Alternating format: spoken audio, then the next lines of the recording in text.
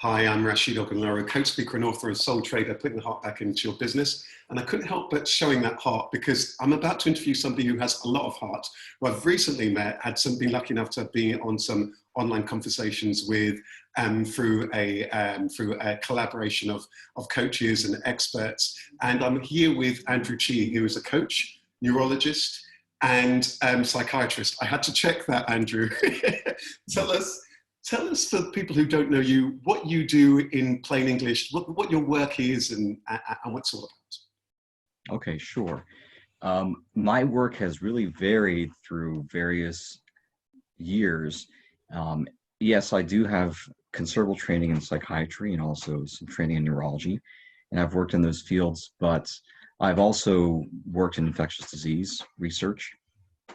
And then in addition to that, I had become a coach because I'd found that psychiatry and clinical psychology only provide a certain aspects of psychology. There are far greater riches and other aspects of the human mind and human life that psychiatry and clinical psychology do not touch upon. And the focus in psychiatry and clinical psychology is about various mental health problems.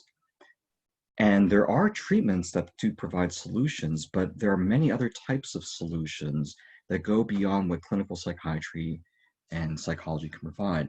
So in the course of my training, I started becoming interested in other fields of psychology, such as positive psychology, which Martin Seligman at the University of Pennsylvania has been championing. To give you guys some background, Martin Seligman himself is a researcher and was a former president of the American Psychological Association, whose background emphasized cognitive behavioral therapy. He was working very closely with Aaron Beck, the founder of cognitive behavioral therapy. But Seligman realized that it wasn't enough to help people to have positive thoughts and positive emotions. They really needed more to be able to expand themselves. And all the psychotherapy training I went through, cognitive behavioral therapy training and psychoanalysis, they were all wonderful. They're all incredibly important, but they don't teach people really how to thrive, how to develop themselves, right,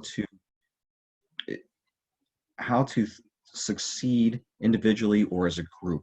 So what I love already that you're saying, Andrew, is there's this lovely marriage in your career between, I love the way how you worded it, the human mind and human life. I want to kind of zoom all the way back. Tell us, where did it all start? Because I know also you've got a real passion for music. You've got a passion for community as well. Tell us a little bit, where did it all begin? You know, if you had to just summarize your life story in literally a minute or so, take us back to the beginning and when you first had an interest in any of these things, the mind, human life, music, or society. I grew up in an economically depressed area. I grew up in the city of Pittsburgh and outside of it in the 1970s and 1980s. And at that time, the steel mills, the coal mines, Westinghouse, which is a huge engineering firm, the main competitor of General Electric, they all went bankrupt. They all went bust. And so 200,000 jobs were lost in that area permanently. And the people there started to become very depressed as their houses lost value and nobody could move out of the area. It took my family 4 years to sell one house, and we downsized to a Cape Cod style house. And it took another 4 years to sell that other house later. So people were stuck in Pittsburgh, and people started to realize in that business, that your family themselves worked and been reliant on that particular business, for instance. What it was is my father was a physicist who worked for the U.S. Bureau of Mines. He was testing for mine safety and simulating models of underground explosions. The whole U.S. Bureau of Mines was scrapped by the U.S. government when the mining industry shut down in Western Pennsylvania. It was still happening in other places like West Virginia, but the government gave up on that. And the government wasn't teaching coal miners or former steel workers how to change into another career. And so what was happening for you and so as you were born into this family, give us a picture of the young Andrew and what your life was like, because I'm fascinated to know then where these things around community and around the mind and all of these things emerged and around music. Well, fortunately, the people in Pittsburgh, I think, are wonderful. They're um, really very warm, very neighborly people. There's hardly any racism that I encountered while I was there. But people were very depressed because of the situation. And psychiatry and clinical psychology can only do so much when the socioeconomic conditions are really quite terrible. Um, so the depression and the suicides happening really struck me as a kid. And then personally, I had so, So you were yeah. aware of this. This is interesting what you're saying, Andrew. So you were kind of aware, you had some kind of an awareness of what was going on in this community even as a kid. How old were you when you first became aware of this, of the challenges within life and the human condition and society? Because it sounds very interesting. How old were you at the time? Well, elementary school, because I saw what was Oh, happening to school. I saw how parents were worried, and then my own parents became worried because our family almost went bankrupt as right. well. So how old? Um, 8, 9, 10? How old? yeah, around that age. Wow. So even though we had moved out of the city to a suburb, the same problems were happening there as well. And so I realized it's not enough to merely just move away from a problem, or you might think you are, um, and what's going to happen with the other people left behind. And in the meantime, too, I unfortunately endured a lot of physical and sexual abuse growing up. So I had my other issues to deal with. And I found that the visual arts and music and literature really helped me out. I was very depressed, but those different types of arts really helped to inspire me And and how give did me you other discover them? ideas. Were they introduced to you? Did you find refuge and escape from what was going on in your life in them? How did you discover music, the visual arts, and these things? Well, both my parents, well, my mother loved choral music and my father loved classical music. And then there was a family that was very close to us, the Maclefish family, and everybody in that family was very, very musical. And then some of them were also very good at visual arts as well. And so they introduced me to even further to music and visual arts. Um, and then some of the architecture in Pittsburgh was quite inspiring. And then in the meantime, there was a guy there in Pittsburgh named Bill Strickland. Bill Strickland was an African American guy who, in the late 60s, just as a teenager, he was a high school senior, he had experienced a terrible riot because Martin Luther King Jr. had been murdered. So there was a terrible riot, and his people were dying and houses were burning. He didn't take part in it, but he decided to use art to calm himself down. So he was using pottery and jazz and photography. And at Mm. the age of 18, as a freshman in college at the University of Pittsburgh, he created an arts center for children. So he was teaching them photography, pottery, and he'd have jazz to help them to develop inner peace. And a At the couple age of years 18? later, And he was doing this at the age of 18, did you say? yeah, he started at the age of 18. It's amazing. You can read it in his book here. So then, Andrew, I'm fascinated then. So you had this exposure to the visual arts and to music. And what did you discover in those things? And then I'm curious to know how you were to decide how you wanted your career to kind of unfold. So what did you discover in those things? Was it escape? Was it soothing? Was it excitement? Was it joy? Was it creative expression? What were you finding in these things? Yes, it was all of those things. It was soothing. It helped me deal with certain conflict. It helped me with problem solving. Gave me new ideas. Mhm. Helped me see things in very different ways.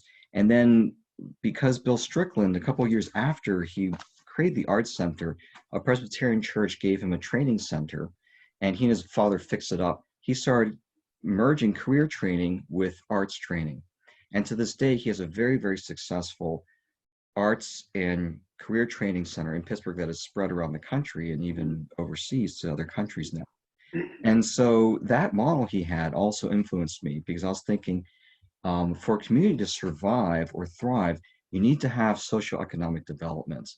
You And need how to old help. were you at this point? So now you are becoming interested in bringing these things together, seeing what he's done here, and that link and how art, creative arts, and so on can Yes. really help a community, help them to heal, help them to move forward, help them to progress. So how old were you, and were you wanting to effectively replicate that, or did that inspire what you wanted to do in your career? So how old were you at the time? Well, I was in high school, Yeah. and it interested me a lot. I didn't understand anything about business. I mean, I had many jobs, but I didn't think I could be a business person. But that inspired me. Instead, in high school, I finally decided I want to become a mural artist Mm-hmm. because I thought if I painted huge paintings and put inspiring messages that might help people. Mm. And actually, in Philadelphia, in the meantime, this was being done, and there are wonderful art murals throughout Philadelphia that are very, very inspiring, very positive. Either the images or the sayings themselves are very, very positive. So that's what I wanted to do. Mm. But then my mom, so that's what I wanted to do. But my mom told me, but Andrew, you're going to be a starving artist, and the art worlds are dying. What are you going to do about the dying art worlds? And I had no answer for her as a high school senior. So even though I got into the school of my dreams, I wanted to study art, she said, Andrew, write a letter to rescind that and instead go to study medicine. Mm-hmm. And So what was your mother's background? I'm curious. Had she had that more scientific background like your father? I'm curious about her own background. actually, her entire family loves architecture, and her three younger siblings all study architecture, and she wanted to study architecture as the eldest daughter, but she was told by her father, no, somebody has to study science, so you're going to study science. So she gave up architecture to study pharmacology, and she got a doctorate in pharmacology. So she does have the science aspect, and she has the artistic aspect, but Then what did you do then when your mother said to you, you know what, Andrew, you know, the arts dying, rescind that, don't take back that letter that you want to study the arts. So what did you, what did you do? so I thought to myself, yes, I know the art worlds are having great difficulty in general, not all areas, but many areas. And I couldn't solve that problem. So I had no answer to give to my mom about how I would possibly help the art worlds. Mm-hmm. And as the dutiful Asian son, I did what my mother told me to do. Um, and I know there's many other Asian guys I know whose mom said, okay, before you become a skate rat or you're in a surf shop, I literally know guys who their dream was to open a surf and skate shop in the beaches of California. Their mom said, okay, you can do that, but first you have to become a doctor. I see. So If you fast, want to get married, you first have to become a doctor. so let's fast track, and I think lots of people will have that, and it's quite apt, isn't it? Because lots of artists would also have that dilemma: do I do this, or I do just something that classic one, or do I do something that's going to pay the bills? Although we know that many people do succeed very much in their arts, although many, for everyone who does, there are many who don't. I want to kind of, in a way, fast track to where you are now, Yeah. and then maybe fill in a few of the gaps in between. So, Andrew, what's the passion, the nature of the work that you're doing now, your life's work? What's that? What's your life's work all about? You talk about the human mind and human life. Tell us a little bit about what your life's work is about there, and where the creative arts fit within that. Sure. Yeah. So because my mom had posed that question to me about the arts, Mm-hmm. all throughout my time in medicine and afterwards, I've always wondered, well, how can we help artists in the art world? Mm-hmm. And my other question was, what functions do the arts play? Are they truly helpful for people, or are they just merely fluff? Mm-hmm. So I wondered about this, and so when I was studying neurology and psychiatry, I wondered how the brain works and how the arts impact the brain and the mind. And And was so, that because, and was that studying the neurology, was that part of the answer to your mother's question, how you can help them? Did you decide, well, I need to understand the mind in order to understand how these people function? Was that part of, where did the neurology come from? Was that inspired by that conversation, or was it already there? well, I was always bothered by the psychological suffering that I had seen and that I had personally felt growing up. But I first went into infectious disease because I was thinking, well, infectious disease causes the most problems in the world. They kill awful numbers of people. So I was doing that for a while. But then in the 1990s, when I was doing the research, I was doing research on a malaria vaccine and improving certain vaccines and then bacterial genetics. Mm-hmm. I've heard that the US government only wanted infectious disease doctors to become researchers. And so the federal government was going to cut reimbursements for clinical infectious disease doctors. So I decided, okay, I want to treat patients, not just do research. So I switched out, and it took me a couple of years to figure out what I wanted to do, but I switched into psychiatry and neurology, even though my mom said, oh my gosh, but psychiatry is not real science.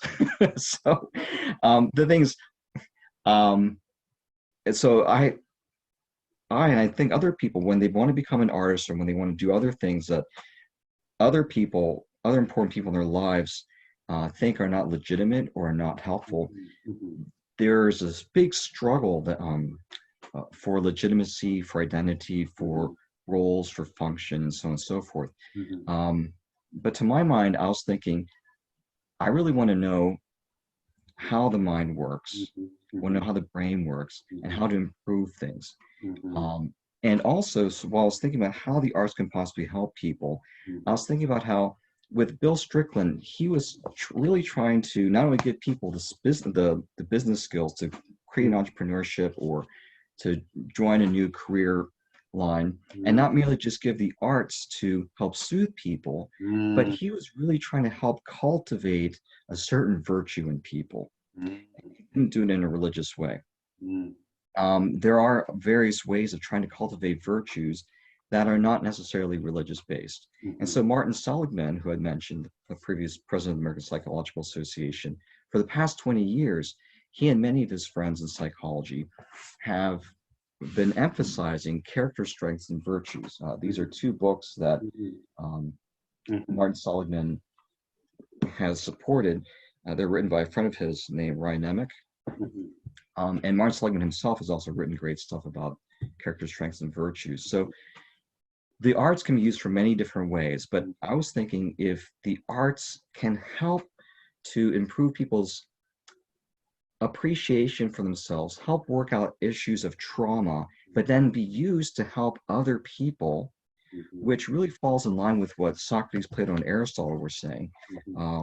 Socrates, Plato, and Aristotle were emphasizing that success should be developed not just for an individual, but for a group of people. So society grows together. So it's not just about individual success or selfish success, it's about a virtuous success. Absolutely fascinating, because also what strikes me, Andrew, is often there's almost two twin tracks, isn't it? The society and most jobs, careers, and business. Yeah. And then the arts. And the arts and so on is kind of, it's the mural or it's the backdrop or it's the songs that we hear going along the street. But they whilst they live so side by side, and we see it in the movies or if Escape or this or on the side of this, it sounds like that a lot of potential for the communities to heal or to grow or to learn is missed. But also we have the dilemma, don't we, of the artist who often struggles to fit in within their society. So Andrew, I want to find out, what's the answer to that question? And that question that you went out of in search of, but that Bill had been looking at, how is it that you actually help the artist? Where are you with that question now? What's your thoughts on that? Because it's still one in our world now that many people wrestle with. We know the arts and entertainment industries are constantly shifting and changing, the structure of them, the nature of them, how people make money from those industries. What answer did you find there about how to help those artists? Sure, yeah. So I had been examining the history of how the arts has been changing in terms of not only just their styles and modes, but also how the funding has changed. So historically, there was folk arts and music, and folk dance, and then there are the classical ones. The classical ones were the fine arts, as they call them. They were financed largely by the aristocracy, and the folk arts just by the peasants themselves. But then now the more successful ones are financed by a corporation in the music world, or in the art world, there are various people who will purchase paintings, and then the paintings gain value, at least a financial value, through various auctions. But when the focus is on money, we start to lose focus on what the real intrinsic value is of the arts. And we start to forget, what is the intrinsic value of various folk dances, folk music, and folk art? What is the intrinsic value of the fine arts? What kinds of meaning do they have? What kind of healing can they provide? Now, the nice thing is now there's more research in music therapy and art therapy to show us how they can actually be used in a more medical sort of way. But there's still many great societal ways in which maybe these folk arts and the fine arts can be used. So for instance, when Martin Luther King Jr. was leading civil rights movements, for decades. He was using not just a peace protest and gathering lots of people, but he had people singing chorally. And he also, in addition to that, said, we need to be virtuous. Everybody who's going to join our campaign, they have to agree upon a certain list of virtuous behaviors. We're not just merely protesting, but we have to learn how to love. It's very difficult. We're being harmed. We have to learn how to love and how to forgive. Right. So this is what you're saying here is music to my ears with my work. And it's interesting that you give such a lovely practical example. You've given us two very rich examples, the work that Bill Strickland's done, the environment that he created, Martin Luther King using the power of purpose, equality and so on, and using music and oratory and so on in order to shift people's kind of consciousness. Do you feel, I mean, so kind of maybe a big question, for any artist, any creative who's watching this, yes, what's your invitation to them? Because they might be thinking, you know, I like what you're saying, Andrew, but for me, it's just difficult enough for me to make a buck. I understand this thing about being the deprived areas that you started off. What's the invitation for the artist here about going about their work? And do you think, why is it that very often, of course, there are many, many conscious artists, but why often that is missed, and why artists themselves end up in a lot of turmoil rather than bringing a lot of joy? I know this is, I'm generalizing, but I'm speaking, you know, broadly. Why is it that, yeah, any advice to any artist who's on that journey to be able to embrace these things around virtue, to be able to think about music or whatever type of art in terms of the broader good, in terms of healing, not just feeding myself and feeding my ego or feeding my own career path? Any tips or any advice or any things that you would say to an artist at any stage, be it that they're struggling artists or in fact a successful artist for that matter? Right, exactly. Actually, this is a particularly difficult time because for everybody, artists and other people, the ability to pay people, to reimburse people for what value they provide is greatly hampered by all the concerns people have about the virus and what may happen to the daily. So watching this right now. So at the time of this, because people might, who knows where we'll be after this. So right now the recording of this is around the world's kind of caught up in a public health crisis around the coronavirus. So anyone who's watching either this now or in the future, yeah, back over to you, Andrew. So what I would say is this, okay, so it's very, very tricky. While there needs to be, I think, for instance, a folk art used for this. So for instance, whether we have people singing in balconies in Italy to help support each other, okay? And they're not making any money when that happens. They're not getting that in return. What they're getting in return is the communal support for each other. On the other hand, if we as an artist do have a certain refinement of what we have done, or we have learned how to, so that means to learn how to really focus the messages of the meaning in our work, whether it's visual or whether it's literary or whether it's musical, or if we have learned how to, in another aesthetic way, make it more appealing. Okay, so our music may be more appealing to the regular type of folk music somebody hears, or it's unique in some sort of way. If the type of music or mode of art or the way we write finds a way to really get down into people's hearts in a certain way, okay, then we need to be able to use that and try not to be afraid of holding back, because I know a lot of artists, they deal with problems of perfectionism, particularly if they feel that it's very important for them to always have extremely high standards and provide a monumental masterpiece. Or maybe they're not trying to provide a monumental masterpiece, but they're concerned about the impact. Is this going to appeal to enough people?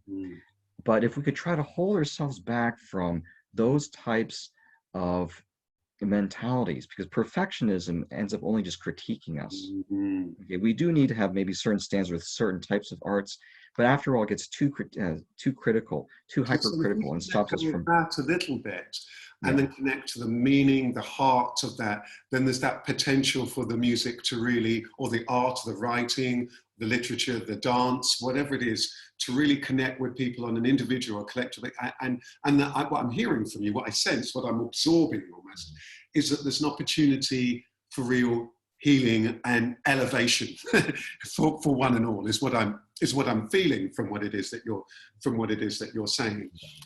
Andrew, before we close, I just want to ask you a little bit about the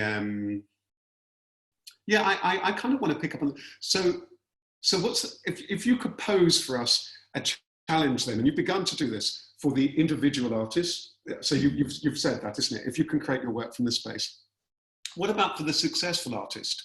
You know, the successful artist who might be doing fine, thank you very much, and them in society. And any advice that you would say of what you'd like to see in societies and communities? Because I know that this community thing is really is of importance to you. So first of all, what would be your word that you would say to a successful artist who perhaps is listening in on this and perhaps cares about some of the problems in the world that you've touched about, be it on an individual level, the individual challenges that somebody might have, community challenges, or more global issues that we're faced with? As we know, many artists throughout time have, from your Bob Marleys, your Marvin Gayes, all sorts of artists have had those concerns, and so on. Tell us, what would you say to the successful artist, and what should we be doing in our communities? Right, absolutely. So there's several things. One, that I hope that they, and also those who are still the starving artists, those who are trying to build up Mm-hmm. their career and impact, I hope that all of them will start to get a better understanding of the great science research we have that's showing how the arts can make great impacts on people's lives. But secondly, for the artists who have made it to open up and talk about how difficult it was to get to where they are, Mm-hmm. and to give the general public an understanding that artists do need to be compensated for all the time and money that they've invested in what they're doing. Otherwise, the arts are truly going to die, and So, therefore, then we cannot provide the therapy that's necessary. I see. I see. I see. So I'm wondering, I'm sorry, the only reason I interrupted was I'm wondering, do you feel that we need a different kind of economic model around that? Because lots of people in there, lots of their fields that, you know, we know, if I go into lots of the professions that you invited to go into, we know how our careers might advance and what we'll be doing. With lots of the arts, it can be far more of a, you know, a bit more of a casino effect about what's going to happen. Do you feel as though we need to review that whole economic model, or the nature of and the structures, some of the structures you talked about, the big galleries or the big labels, although lots of that stuff is breaking down, we know. What's your thoughts on that? Yes, absolutely. So I think whether it's an institution like the art galleries or Mm-hmm. a theater company, or individual pop artists or other types of artists, they all need to have a very important series of conversations talking about the value of the arts in various ways. What are the aesthetics of the arts? What are the neuroaesthetics? How do the arts really affect the brain in the best of ways, or ways that are problematic? And to get the governments to really appeal to the governments for funding, and also appeal to the philanthropists and then the regular people too, to be able to fund the arts. So And that's then, a bit of a consciousness shift, because I'm just imagining some people yeah, think, well, you know, no, it's just entertainment. It just makes people feel good. Hey, people come in here because they come to this because it makes them feel good. It's escape or what have you. So what I'm hearing from you, which I completely agree with, is that that deep conversation needs to come hand in hand with some real reflection about what's that deeper personal, cultural, community impact, the deepest impact of what this work does, which sometimes we might forget or overlook or not realize in all the commerce or in all the day-to-day stuff. Is that what's required? That real deep look at what is it that we're actually doing here? absolutely. One of the problems you just mentioned right there about entertainment is that, I mean, most artists I encounter Okay, even if they are classified as an entertainer, they won't just consider themselves an entertainer. They consider themselves as an artist. And unfortunately, too much of the public for many decades now just sees them as entertainment. And so when we think about entertainment, we're just thinking about something that may be in the background. Okay, so a great masterful painting by an old master, if it's placed on the wall and people only just treat it like interior decor, it just becomes entertainment. If there's a great song somebody's recorded, okay, whether it's by the Beatles, whether it's jazz, if people only just hear it in the background, then we just consider it as light entertainment, okay? But so what we need to do is try to teach the public how to really engage with the arts and really to see the artists in a very different way, start to really learn and know about the artists in a different way, not just somebody who's just giving them a feel-good moment, but to really start to connect with the audience in a different way. I think too much of what's been done is to try to just gain as many people to watch you. But if those who are successful, and then those who are rising up, try to engage the audience in a different way, to really learn about them, not just certain facts, but really learn about their mind, learn what's really going on in their hearts. Right. And if those who've really made it really try to also change their hearts to really make what they're doing truly edifying for people, truly helpful for people, I like that. Then I think it's going to make major changes. Two last very, very, very quick questions, Andrew. I loved everything that you had to say. Just two quick questions. If you had 3 wishes for our world, I want to know what they would be. And also, what would you like the legacy of your work to do? I can tell you're steeped in it and there's so much work that you're wanting to do. But I'd love to know in terms of, because it makes me think of that old story from that little boy and seeing the challenges in the world and so on. What would you like the legacy of your work to be? And what would be your 3 wishes for this world that we live in? Okay, the first thing is I wish people would spend time learning about what's been happening historically in medicine. So I have these 3 books here. One's about malaria, which still kills terrible numbers of people every year. And then, for instance, about the Spanish flu that happened 100 years ago, because many of the same mistakes we're making now were made back then. I see. So if we study medicine, we'll be mindful about the things that kind of cut short our lives or causes problems for us as a society, be it locally in one part of the world or globally. So that's the the first one. Second wish. Yeah, and so if I could just say, this one's so important because even in medical school, when I was there, they taught us nothing about the history of medicine. I learned nothing about this when I was going through medical school. It was way too practical about what's the evidence now for certain things. And so there are very crucial insights that we had completely lost. And you can see that with some of the leadership right now.